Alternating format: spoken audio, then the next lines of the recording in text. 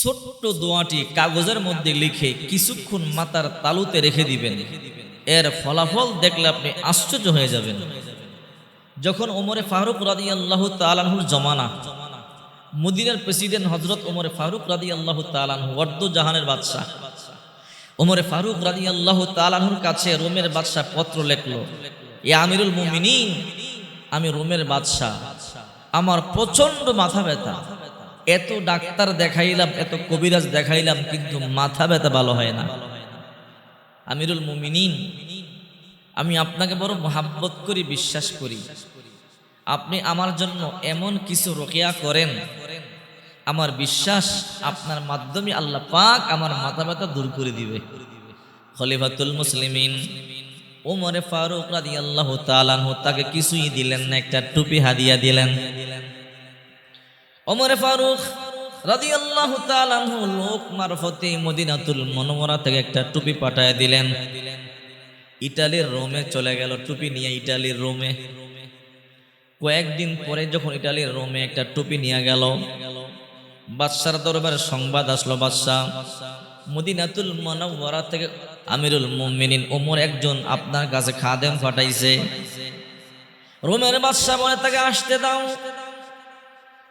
ওমরে ফারুক রাদিয়াল্লাহু তাআলা আনহুর দূত বার্তাবাহক রাজদরবারে প্রবেশ করলেন। তার হাতের মধ্যে কোনো কিছু নাই, একদম খালি। বাদশাহ বসে আছে, নিশ্চয়ই ওমর আমার জন্য কিছু পাঠাবে, দেখে কিছুই নাই। এবার রোমের বাদশাহ বলে, তুমি কোত্থেকে আসলা? আমাকে আমিরুল মুমিনিন ওমর পাঠাইছে, আপনার নাকি মাথা ব্যথা। বলে হা। ডাক্তার দেখাইলেন, কবিরাজ দেখাইলেন, আপনার মাথা ব্যথা ভালো হয় না। বলে হা, তাই তো। বলে আমিরুল মুমিনিন আপনার জন্য একটা হাদিয়া পাঠাইছে, এই হাদিয়ার মাধ্যমে আল্লাহ পাক আপনার মাথা ব্যথা দূর করে দিবে। কি হাদিয়া পাঠাইছে? তোমার হাতে কিছুই নাই। বলে আমার হাতে নাই, আমার মাথার মধ্যে আছে এই টুপি। এই টুপিটা আপনি আপনার মাথার মধ্যে দেন, মাথা ব্যথা দূর হবে। এখন মাথা ব্যথা আসেনি? কয় হ্যাঁ আছে। ওই সাহাবী বলল, ও রোমের বাদশাহ, আপনি টুপিটা মাথার মধ্যে দেন। রোমের বাদশাহ যখন টুপিটা মাথার মধ্যে দিল, মুহূর্তের মধ্যে মাথা ব্যথা ভালো হয়ে গেল। রোমের বাদশাহ কয়, আমার যখনই মাথা ব্যথা হয় আমি টুপি মাথায় দিই, মাথা ব্যথা দূর হয়ে যায়। কিন্তু আমার প্রশ্ন হলো, কোনো ঔষধ নাই, কোনো তাবিজ নাই, কোনো পাতালতার রস নাই, কিভাবে আমার মাথা ব্যথা দূর হয় বুঝলাম না। দেখি তো টুপির মধ্যে কি আছে। অনেকদিন পরে টুপির সেলাই খুলল। টুপির সেলাই খুলে দেখে ভিতরে কিছু নাই, শুধু লেখা বিসমিল্লাহির রহমানির রহিম। চিন্তা করেন বিসমিল্লাহর কত পাওয়ার। যখনই মাথা ব্যথা করবে, অশান্তি লাগবে, পেরেশানি লাগবে, দুশ্চিন্তা লাগবে, টেনশনে ঘুম হবে না, কাগজের মধ্যে বিসমিল্লাহ লিখে কিছুক্ষণ মাথার মধ্যে রেখে দিবেন। এর উপরে টুপিটা দিয়ে রাখবেন। আল্লাহ পাকের অশেষ কুদরতে দেখবেন কিছুক্ষণের মধ্যে মাথা ব্যথা দূর হয়ে গেছে। এই বিসমিল্লাহ আল্লাহ পাক রব্বুল আলামিন এত বরকতপূর্ণ। রাসূল বলেন, তোমরা যে কাজ এই বিসমিল্লাহ বলে করবে, ওই কাজেই আল্লাহ বরকত দিবে। আল্লাহর হাবিব বলেন, যেই কাজে বিসমিল্লাহ নাই, ওই কাজের মধ্যে বরকত নাই। আল্লাহর হাবিব বলেন, তোমরা প্রত্যেকটা ভালো কাজের শুরুতে বিসমিল্লাহ বলবা। যেই কাজে বিসমিল্লাহ নাই, ওই কাজে শয়তান শরীক হয়, ওই কাজে বরকত নাই। আল্লাহর হাবিব বলেন, আবু হুরায়রা, তুমি যখন ওযু করবা বিসমিল্লাহ বলে ওযু শুরু করবা। আরে আবু হুরায়রা, যতক্ষণ পর্যন্ত ওযু শেষ না হবে ফেরেশতারা তোমার নামে আমল নামার মধ্যে নেকি লিখতেই থাকবে। আবু হুরায়রা, যখন তুমি যানবাহনে সাওয়ার হবে, তুমি বিসমিল্লাহ বলে সাওয়ার হবে, যতক্ষণ পর্যন্ত যানবাহন চলবে তোমার আমল নামায় সওয়াব লিখতেই থাকবে। যে কাজ করবা বিসমিল্লাহ বলে কাজ করবা, যতক্ষণ পর্যন্ত কাজ চলবে সওয়াব লিখতেই থাকবে। চিন্তা করেন, কোরআনের 114টা সূরা, 113টা সূরার মধ্যে বিসমিল্লাহ আছে, একটা সূরার মধ্যে বিসমিল্লাহ নাই। তার মানে কি একটা বিসমিল্লাহ কম না? আরেকটা সূরার মধ্যে আল্লাহ দুইবার বিসমিল্লাহ বলছে। কোরআনের মধ্যে একটা সূরা আছে সূরা তাওবা,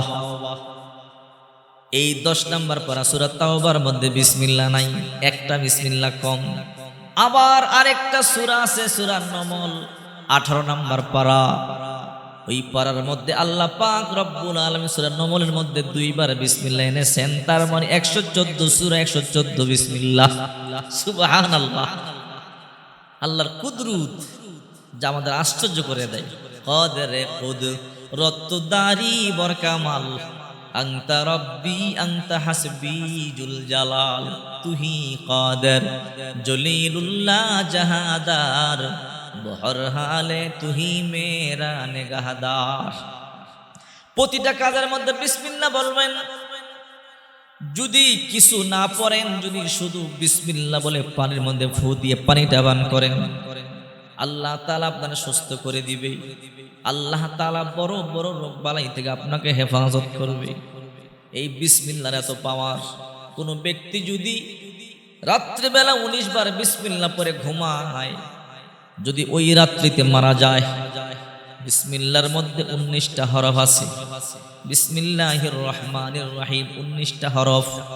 জাহান্নামের 19 জন দারোগা আছে, মেন দারোগা। যদি কোনো ব্যক্তি মাগরিবের পরে 19 বার বিসমিল্লাহ পড়ে ঘুমায়, ওই রাত্রে যদি মারা যায়, আল্লাহ তাআলা জাহান্নামের 19 জন ফেরেশতা থেকে তাকে হেফাজত করবে। আবার কোনো ব্যক্তি যদি সকালবেলা অর্থাৎ ফজরের পরে 19 বার বিসমিল্লাহ পড়ে মাগরিবের আগে যদি মারা যায়, ওই দিনে যদি মারা যায়, আল্লাহ পাক রব্বুল আলামিন জাহান্নামের 19 জন ফেরেশতা থেকে তাকে হেফাজত করবে। এই জন্য এই ছোট্ট দোয়াটি অর্থাৎ বিসমিল্লাহ আপনি বেশি বেশি পড়বেন। বিসমিল্লাহর যত আমল করবেন আপনার তত বরকত হবে। যে কাজে বিসমিল্লাহ না, ওই কাজে বরকত নাই। মা বোনেরা, সকালবেলা যখন ঘরে কাজকর্ম শুরু করবেন, বিসমিল্লাহ বলে কাজকর্ম শুরু করবেন, আল্লাহ পাক আপনার ঘরটার মধ্যে এমন বরকত দিবে যে আপনি কল্পনাও করতে পারবেন না।